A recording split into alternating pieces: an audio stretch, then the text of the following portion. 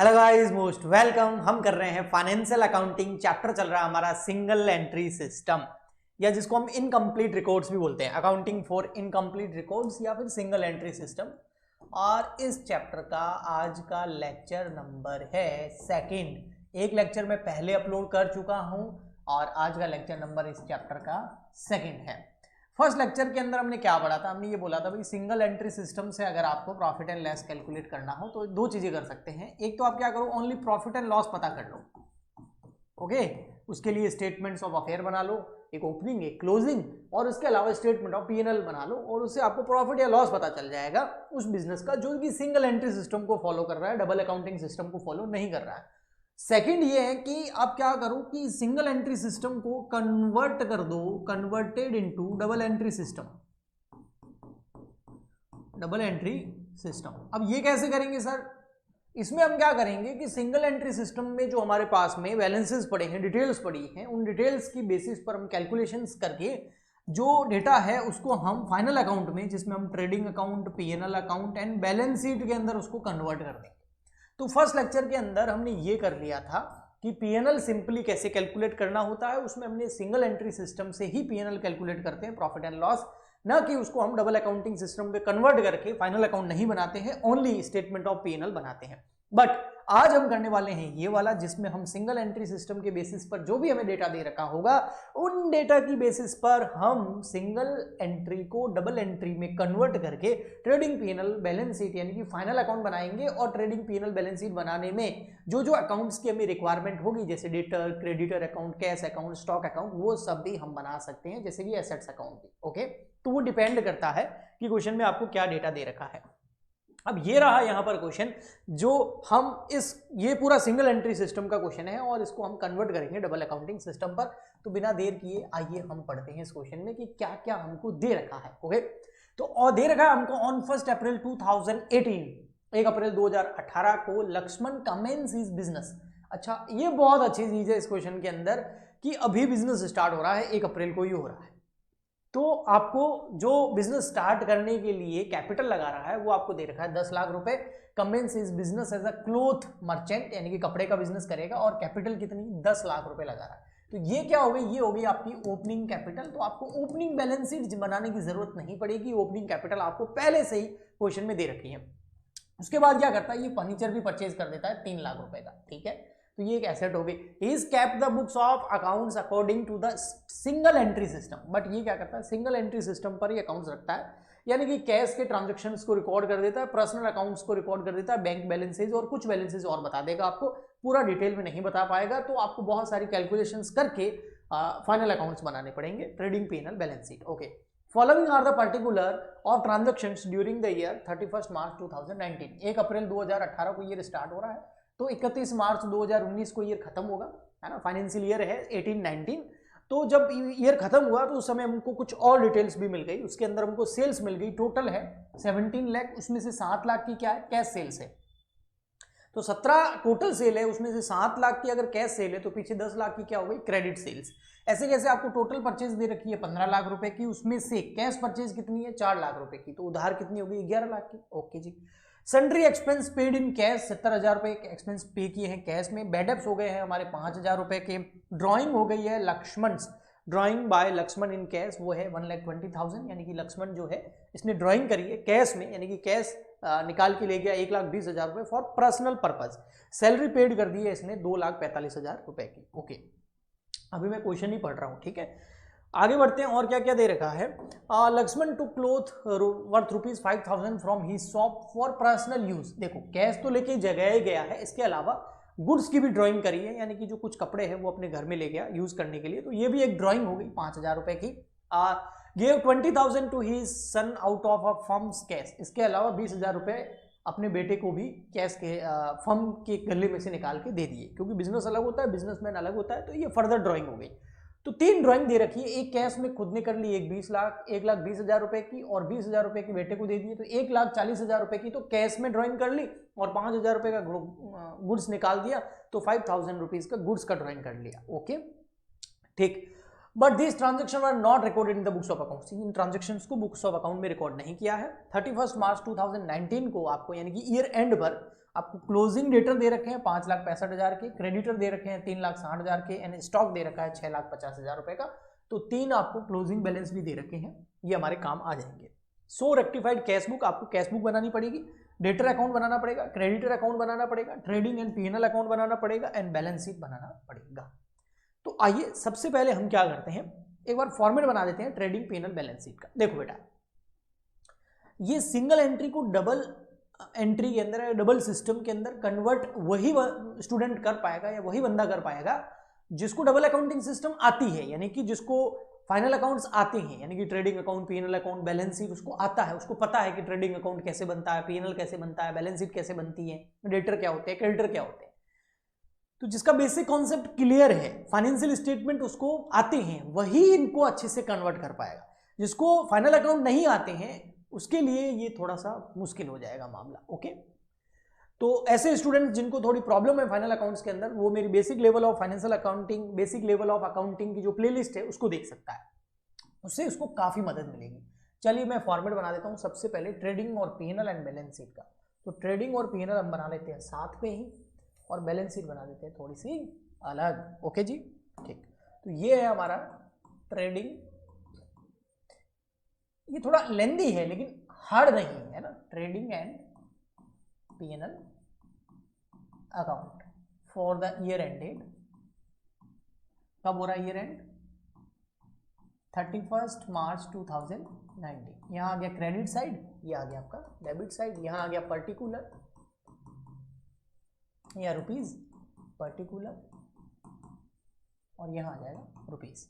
तो ये तो हो गया आपका कौन सा account, trading and PNL account. इसके नीचे ही हम बना लेते हैं बैलेंस शीट का फॉर्मेट भी, ताकि जो जो चीजें जहां जहां जाएगी उसको फटाफट लिखते रहेंगे। फाइनल अकाउंट आपको पता है इसी तरीके से प्रिपेयर किए जाते हैं। ओपनिंग बैलेंस शीट नहीं बनाएंगे, क्यों नहीं बनाएंगे, क्योंकि ओपनिंग कैपिटल हमको क्वेश्चन में दे रखी है, तो फिर ओपनिंग बैलेंस शीट बनाने का कोई मतलब ही नहीं है। हम बैलेंस शीट बनाएंगे क्लोजिंग। तो balance sheet as on 31 March 2019, credit, sorry balance sheet में क्रेडिट डेबिट नहीं आता, ध्यान रखना। तो यहाँ आ जाएगा आपका liabilities rupees, assets rupees. Okay, अब चलते हैं हम क्वेश्चन की तरफ और थोड़ा थोड़ा चीजें इधर लिखते हैं, और जो चीजें हमें नहीं मिलेगी, मिसिंग होगी, उसको हम क्या करेंगे, कुछ अकाउंट्स बना के वहां से कैलकुलेट करके भी लिखेंगे। तो चलिए स्टार्टिंग से चलते हैं हम। सबसे फर्स्ट हमें दे रखा है कैपिटल, कौन सी कैपिटल हो गई, ये आपकी ओपनिंग कैपिटल। ओपनिंग कैपिटल हम यहां लिख देंगे बैलेंस शीट के अंदर, यहां पर लायबिलिटी साइड में इधर लिख देंगे ओपनिंग कैपिटल कितनी है, 10 लाख रुपए।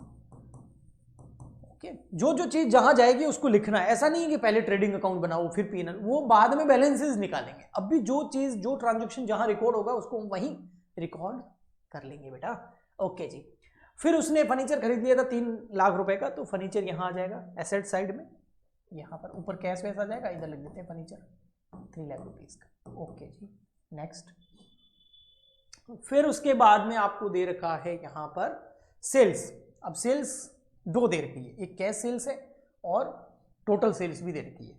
तो ये सेल्स तो आपको बताइए ट्रेडिंग अकाउंट में जाएगी 17 लाख रुपए की। हाँ, थोड़ा सा आप बोलोगे तो मैं अलग अलग करके दिखा दूंगा, वैसे जरूरत तो नहीं है, लेकिन अगर आप आगे काम ही आएगा। तो यहाँ हम बाय साइड में सेल्स आती है, आपको पता है टोटल 17 लाख रुपए की है, और इसमें कैश कितनी है 7, तो उधार यानी कि क्रेडिट सेल्स कितनी हो गई, वो हो गई आपकी 10 लाख।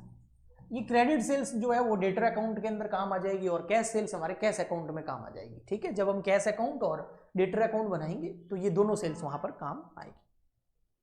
आगे चलते हैं। फिर परचेज दे रखी है, टोटल 15 है, उसमें से कैश कितनी है 4, तो हम यहाँ पर परचेज आपको पता है इधर आता है। ओपनिंग स्टॉक, ओपनिंग स्टॉक है नहीं, क्यों नहीं है सर, क्योंकि नया बिजनेस स्टार्ट किया ना, तो पहले से स्टॉक था ही नहीं, पिछले साल का क्लोजिंग था ही नहीं, तो ओपनिंग कहाँ से आएगा, न्यू बिजनेस है।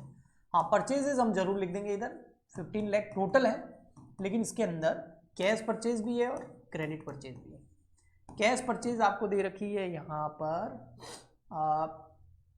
4 लाख की, तो क्रेडिट यानी कि उधार कितनी होगी 11 लाख रुपए की। सर ये 4 लाख कहाँ से लेके आए, मन से लेकर? नहीं बेटा, मन से मैं कुछ भी नहीं लिख सकता, यहाँ दिए रखा है देखो, कैश परचेज है 4 लाख की, तो क्रेडिट कितनी हो गई 15 लाख रुपए। सन्ड्री एक्सपेंस पेड किए इन कैश 70,000 रुपए के, तो ये सन्ड्री एक्सपेंस जो है कैश में पे किए हैं। अब एक्सपेंस है, अब डायरेक्ट एक्सपेंस तो है नहीं, तो ये P&L अकाउंट में यहाँ आ जाएंगे to sundry expenses. Factory expenses होते हैं या डायरेक्ट एक्सपेंस होते हैं तो ट्रेडिंग में जाते हैं, यहाँ तक ट्रेडिंग है, उसके नीचे यहाँ P&L है, तो ये आ गया सन्ड्री एक्सपेंसेस। कितने हैं सन्ड्री एक्सपेंसेस है आपके 70,000 के। ओके, तो हम यहाँ लिख देंगे 70,000। ओके जी, नेक्स्ट। उसके बाद में फिर आपका है बैड डेब्ट्स 5,000, ये बैड डेब्ट्स भी इधर आ जाएगा, बिल्कुल आएगा, क्यों नहीं आएगा। To bad debts 5,000। नेक्स्ट, उसके बाद में बैड डेब्ट्स के बाद में है drawing by Lakshman in cash, ये ड्राइंग कर रहा है लक्ष्मण कैश में, तो ये आपका बैलेंस शीट के अंदर जो कैपिटल होता है ना उसमें से लेस हो जाता है ड्राइंग, आपको पता हो तो। कैश वाला ड्राइंग तो यहाँ लेस हो जाएगा और कैश अकाउंट में जाएगा, तो ड्राइंग है 120 लिख रहा हूँ इधर, और होगा तो ऐड हो जाएगा अगर कैश में होगा तो। ओके, ठीक है जी, तो ये हो गया।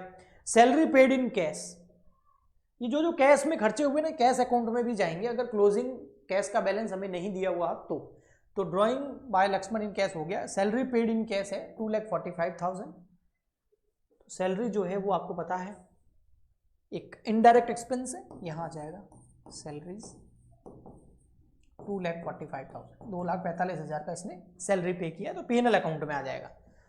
उसके बाद में या नीचे दे रखा है लक्ष्मण टू का क्लोथ 5,000 फ्रॉम हिज शॉप, मतलब इसने गुड्स का ड्राइंग किया है, तो गुड्स का ड्राइंग बेटा दो जगह आएगा, एक तो क्या होगा ये परचेज में से लेस हो जाएगा, ये जो 15 लाख है ना इसमें से हम लेस करेंगे ड्राइंग। कैश का ड्राइंग लेस नहीं होता है, लेकिन अगर गुड्स का ड्राइंग किया है तो लेस हो जाएगा। कितना किया है इसने, आई थिंक 5,000 है ना, देख ही लेते हैं, हाँ 5,000 के कपड़े निकाल के ले गया भैया, तो परचेज या ओपनिंग स्टॉक में से लेस कर सकते हैं, ओपनिंग स्टॉक है नहीं तो इसमें से लेस करना है, तो 14,95,000 बाहर आ जाएगा। और ये ड्राइंग जो है ना कपड़े का, एक तो यहाँ से लेस होगा, कैश वाला होता तो यहाँ लेस नहीं होता, कैश वाला जैसे 1,20 था वो कैश अकाउंट में जाएगा, पर कपड़ा निकाला है तो यहाँ पर से लेस होगा। इसके अलावा चाहे किसी भी प्रकार का ड्राइंग क्यों ना हो वो यहाँ तो आएगा ही आएगा, यानी कि ओपनिंग कैपिटल में से तो लेस होगा ही होगा, इसलिए मैंने 5,000 लिख दिया है। ओके, नेक्स्ट आता है फिर उसके बाद में आपका पर्सनल यूज के लिए 20,000 रुपए अपने बेटे को दिए, तो ये भी एक तरह का ड्राइंग है, तो ये P&L में नहीं आएगा, ट्रेडिंग में नहीं आएगा, यहां जरूर आएगा 20,000 क्योंकि कैश में ड्राइंग किया है। तो टोटल ड्राइंग हो गया 120 और 20 140 और 140 और 5 145, ये लेस कर देंगे, ठीक है। ओके जी, इसके अलावा कैश अकाउंट में जरूर जाएगा अगर कैश अकाउंट बनाने की जरूरत पड़ी तो। ओके, तो आगे देखते हैं। फिर उसके बाद 31 मार्च को क्लोजिंग बैलेंसेस दे रखे हैं, डेटर दे रखे हैं 565 के, क्रेडिटर दे रखे हैं 360 के, बैलेंस शीट में चले जाएंगे। बैलेंस शीट के अंदर आपको पता है एसेट साइड में डेटर आ जाएगा यहाँ 565 और क्रेडिटर आ जाएगा लाइबिलिटी साइड में 3,60,000। अमाउंट वापस चेक कर लेंगे 360। ओके जी,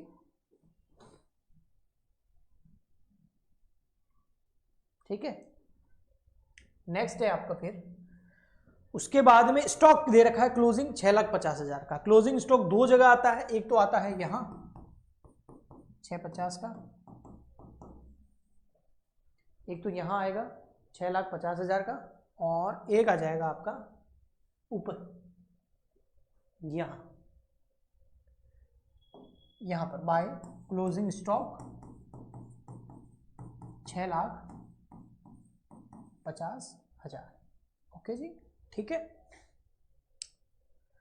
ठीक है, हो गया। अब और कुछ दे नहीं रखा है, अब हम फाइनल अकाउंट की ओर चलते हैं और देखते हैं भैया हमारे कौन कौन सी चीजें मिसिंग है। तो ट्रेडिंग अकाउंट में तो कुछ भी मिसिंग नहीं है, ट्रेडिंग अकाउंट में डायरेक्ट एक्सपेंस दे नहीं रखे हैं, और तो हम यहाँ पर प्रॉफिट निकाल देते हैं। तो देखो कैसे निकालेंगे, 17 लाख प्लस 650, तो ये आ जाएगा 23,50,000। 23,50,000 में से ये लेस कर दो, 15 लाख रुपए का परचेज, ओपनिंग स्टॉक जीरो है, 14,95,000 का आपका आ जाएगा ये जो है परचेजेस। तो यहाँ पर आपका ग्रॉस प्रॉफिट आ जाएगा, ग्रॉस प्रॉफिट ये आ जाएगा 6,45,000। ओके, ठीक है, तो यहाँ आ जाएगा 23,50,000। और आपको पता है ये ग्रॉस प्रॉफिट कहाँ चला जाता है, क्रेडिट साइड में, यहाँ पर जीपी, तो ये चला जाएगा 6,45,000। तो एक्चुअल में देखो ये 645 नहीं आएगा, क्योंकि ये देखो थोड़ा सा ये डबल लिख दिया है ना, परचेजेस बार मैंने यहाँ लिख दी है, परचेजेस तो एक ही है ना, पहले अंदर लिखी है 15 लाख, फिर उसमें से 5,000 का ड्राइंग लेस कर दिया तो 14,95,000, तो 2 बार लिख दिया था ना, इसलिए मिस्टेक हो गया था। तो अब 23,50,000 में से हम लेस कर देंगे, है ना, 23,50,000 माइनस 14,95,000, तो ये आ गया आपका 8,55,000, 8,55,000, 8,55,000। ओके, अब ये 850 इधर आ जाएगा जीपी, 8,55,000, 8,55,000। अब इस 855 में से जो इनडायरेक्ट एक्सपेंसेस है वो लेस कर देंगे, तो क्या आ जाएगा, net profit, to net profit. अब 855 माइनस 70,000 माइनस 5,000 माइनस 245, तो यह देगा 5,35,000, 5,35,000 बैलेंसिंग फिगर, ये भी बैलेंसिंग फिगर से आया था। ओके, तो यहाँ पर टोटल आ जाएगी 855, तो ये हमारा नेट प्रॉफिट आ गया। और आपको पता है नेट प्रॉफिट कहाँ जाता है, नेट प्रॉफिट जाएगा सीधा का सीधा कैपिटल के अंदर ऐड हो जाएगा 535, तो यहाँ हम कैपिटल में ऐड कर देंगे, add net profit, net loss होता तो लेस हो जाता, नेट प्रॉफिट ऐड होता है 535। तो जो ओपनिंग कैपिटल है उसमें ड्राइंग कर दो लेस, तो 10 लाख माइनस 1,45,000 प्लस 5,35,000 रुपए का हम ऐड कर देंगे नेट प्रॉफिट, तो 13,90,000 रुपए हमारा आ गया क्लोजिंग कैपिटल। अब आप देखो इसमें क्या क्या चीज जो है वो मिसिंग है, तो आप देखोगे ना हमारा एक चीज मिसिंग है, वो है कैश, क्योंकि 10 लाख रुपए लाया था, फिर 3 लाख रुपए का फर्नीचर खरीदा, और इसके अलावा आप देखोगे तो इसने जो है बहुत सारे खर्चे पेमेंट किए कैश में, फिर कैश सेल्स भी किया है, कैश परचेज भी हुआ है, डेटर से भी कुछ आया होगा, क्रेडिटर को भी पेमेंट किया होगा, तो क्लोजिंग कैश बैलेंस हमारे पास नहीं है। तो हम क्या करेंगे, कैश अकाउंट बनाएंगे। क्या करेंगे, कैश अकाउंट बनाएंगे। अब कैश अकाउंट कैसे बनेगा आइए बताता हूं मैं आपको यहां पर। तो हम यहां बनाते हैं कैश अकाउंट, जो कि बहुत ईजी है। अच्छा, कैश अकाउंट क्यों बना रहे हैं, क्योंकि कैश का क्लोजिंग बैलेंस हमको नहीं दे रखा है। अब कैश का क्लोजिंग बैलेंस नहीं दे रखा है तो मामला चलेगा कैसे, तो कैश अकाउंट बनाना पड़ेगा। तो यहां आ जाएगा कैश अकाउंट। अब ओपनिंग बैलेंस तो होगा नहीं इसमें, क्यों, क्योंकि अभी हमने स्टार्ट किया है। तो क्या कैपिटल लेके आया, ये कितनी कैपिटल लेके आया था, 10 लाख रुपए की, तो वो 10 लाख यहां लिख देंगे, ठीक है। और उस 10 लाख में इसने क्या किया, फर्नीचर भी खरीद लिया था, तो फर्नीचर यहां आ जाएगा। कैश अकाउंट तो आपको बनाना आता ही है ना, अगर कैश आएगा तो डेबिट में, कैश जाएगा तो क्रेडिट में। तो पैसा आएगा तो डेबिट में लिखना है और जाएगा तो क्रेडिट में लिखना है। ओके, अब इसके अलावा और कैश का क्या पेमेंट हुआ, क्या रिसिप्ट हुआ, आइए क्वेश्चन में देखते हैं वापस से। तो आप देखोगे सबसे पहले तो मैंने लिख दिया 10 लाख रुपए आए थे, 3 लाख का फर्नीचर परचेज कर लिया। उसके बाद में सेल्स टोटल नहीं आएगी, ओनली कैश सेल आएगी। कैश सेल कितनी, 7 लाख रुपए की कैश आएगा ओनली। तो 7 लाख रुपए गुड्स बेचा तो आएंगे, यस, तो ये 7 लाख कैश सेल आ जाएगी। उसके अलावा कैश परचेज भी की है, तो यहाँ परचेजेज आ जाएगी। पेमेंट जाएगा, क्योंकि कुछ खरीदेंगे तो पैसा जाएगा। पेमेंट कितना हमारा, ये देखो ये रहा 4 लाख रुपीज़ का, क्योंकि 4 लाख रुपए में हमने कैश परचेज किया है, तो पैसा देना पड़ेगा, कैश सेल्स में पैसा आता है। ओके जी, नेक्स्ट आता है sundry expense paid in cash, 70,000 रुपए की, तो ये और गए बाय सन्ड्री एक्सपेंसेस 70,000। ओके, और क्या पेमेंट किया कैश में, बैड एप्स नहीं, बैड एप्स कैश में नहीं होते, ये तो लॉस है, तो कैश अकाउंट में नहीं आएगा। ड्राइंग करी है लक्ष्मण ने कैश में कितनी, 1,20, तो यहां लिख देंगे बाय ड्राइंग। अब इसने ड्राइंग 3 तरह की करी थी, आपको भी याद होगा। एक तो 1,20 कैश में, एक बेटे को दिए 20,000 वो कैश में, और एक 5,000 रुपए का गुड्स निकाला, वो यहाँ नहीं आएगा, वो गुड्स था। तो कैश में इसने करी है 1,40,000 की ड्राइंग। ओके जी, तो ये दोनों मैंने लिख दी। सैलरी पे करिए कैश में कितनी, 245, तो ये भी कैश गया। सैलरी पे करेंगे अपने एम्प्लॉयज को तो पैसा तो जाएगा ही ना, 2,45,000 रुपये। तो सर क्या क्लोजिंग बैलेंस निकाल दे, नहीं बेटा, हमने उधार बेचा है और उधार खरीदा भी है। अब उधार बेचना और खरीदना तो इसमें नहीं आता, इसमें तो कैश में खरीदना और कैश में बेचना आता है। बट जब उधार बेचा है जिसको भी, वो हमारा डेटर है, तो उससे कुछ पैसे तो हमें मिले होंगे, डेटर ने कुछ तो पेमेंट किया होगा। क्रेडिटर जिससे हम उधार खरीद के लाए हैं उसको भी तो हमने कुछ पेमेंट किया होगा, तो कुछ डेटर से मिला होगा, कुछ क्रेडिटर को पेमेंट किया होगा, वो कितना, तो वो कहीं नहीं दिया हुआ है। तो इसके लिए हमें डेटर अकाउंट और क्रेडिटर अकाउंट बनाना पड़ेगा। तो ऐसे क्वेश्चन लेंथी होते हैं लेकिन हार्ड नहीं होते, अभी देखना बहुत ईजी है। तो यहां पर हम क्या लिखेंगे, cash received from debtor. Debtor जो से कैश रिसीव होगा वो यहां आ जाएगा, और यहां आ जाएगा कैश पेड टू क्रेडिटर, वो यहां आ जाएगा। अब वो दोनों निकलेगा कैसे, उसके लिए हमें डेटर एंड क्रेडिटर अकाउंट बनाने होंगे, और मैं अब भी बना देता हूं फटाफट से, कोई ज्यादा टाइम नहीं लगेगा क्योंकि बिल्कुल सिंपल अकाउंट बनेंगे। ये आ गया आपका डेटर अकाउंट, और इसके पास में बना दूंगा क्रेडिटर अकाउंट। अब देखो ये डेटर अकाउंट, डेटर एक एसेट है तो इसका ओपनिंग बैलेंस डेबिट में आएगा। तो यहां पर ओपनिंग बैलेंस है क्या सर, नहीं, ओपनिंग डेटर थे नहीं क्योंकि बिजनेस ही अभी स्टार्ट किया है। हाँ, इनको हमने क्या करी है, सेल्स, कौन सी वाली, क्रेडिट सेल्स। तो क्रेडिट सेल्स कितनी करी है सर, वो ये दे रखी, देखो बेटा मैंने यहाँ पहले लिख रखा है, ये रहा, ये देखो क्रेडिट सेल्स कितनी है, 10 लाख रुपए की।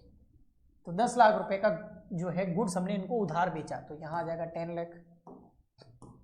ओके, फिर उसमें से क्या हुआ, कुछ हो गए बैड डेब्ट्स। बैड डेब्ट्स कितने हो गए थे, 5000, यानी कि 5000 रुपए हमारे डूब गए थे, डेटर पेमेंट नहीं करेंगे। ओके, इसके अलावा डेटर्स ने कितना हमको पेमेंट कर लिया वो पता नहीं, लेकिन क्लोजिंग डेटर कितने हैं वो हमको पता है। बैलेंस शीट में भी अभी हमने दिखाए थे और यहां भी दे रखे हैं, ये देखो ये रहे, मैं आपको बता देता हूं, ये रहे, ये देखो ईयर एंड पे डेटर कितने, 31 मार्च 2019 को 5,65,000 के जो डेटर हैं। तो क्लोजिंग डेटर हमको पता है कि 565 के हैं। तो 10 लाख रुपए का गुड्स हमने बेचा था, हिसाब देखना, 10 लाख में से 5 लाख तो नकटे निकल गए, वो तो दे नहीं रहे हैं, वो बैड डेब्ट्स हो गई। तो 9,95,000 रुपीज हमारे पास आने चाहिए थे, 5,65,000 रुपए अभी भी हम मांगते हैं। तो बाकी के पैसे कहाँ गए, बाकी के पैसे हमारे पास आ गए कितने, 4,30,000। कैसे आया, बैलेंसिंग फिगर। ये क्या है, ये है कैश रिसीव्ड फ्रॉम डेटर, और कैश रिसीव्ड फ्रॉम डेटर कहाँ आएगा, यहाँ आ जाएगा। पैसा आया ना, कितना, 4,30,000।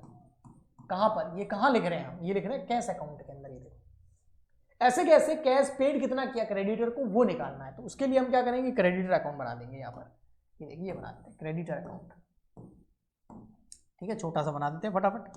क्रेडिटर एक लायबिलिटी होती है ना, हाँ, तो इसका बैलेंस जो है वो क्रेडिट साइड में होगा, opening balance by balance b d, लेकिन यहाँ है नहीं क्योंकि ईयर ही अभी स्टार्ट हो रहा है, मतलब बिजनेस ही अभी स्टार्ट किया है।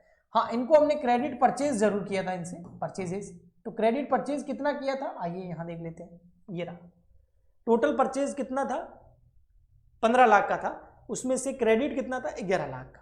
तो 11 लाख का जो क्रेडिट परचेज किया है वो यहाँ आ जाएगा 11 लाख। ओके, अच्छा, इसमें कोई बैड डेब्ट्स वगैरह डिस्काउंट वगैरह कुछ है नहीं, तो इनको हमने पेमेंट कितना किया वो तो पता नहीं, बैलेंसिंग फिगर से आएगा, लेकिन ये क्लोजिंग में कितने बच गए वो क्वेश्चन में हमको दे रखा है कि क्लोजिंग डेटर क्रेडिटर कितने बच गए।